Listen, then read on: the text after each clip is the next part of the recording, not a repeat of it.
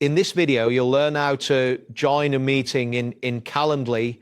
By following these instructions, you will be able to access your scheduled meetings quickly and efficiently. Begin by opening your email inbox. Ensure you are logged into the email account that you used to schedule the meeting.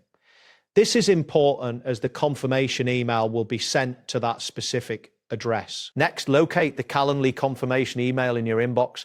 You can identify by looking for the sender's name or the subject line that typically includes the meeting details. If you have many emails, using the search function may help you find it faster. Once you have found the email, open it to reveal the meeting details. Inside this email, you will see a meeting link. This link is crucial for joining your scheduled meeting, so make sure to click on it. After clicking the link, it may redirect you to a meeting platform such as Zoom, Google Meet, Microsoft Teams, or it might provide phone call details or information about a physical location.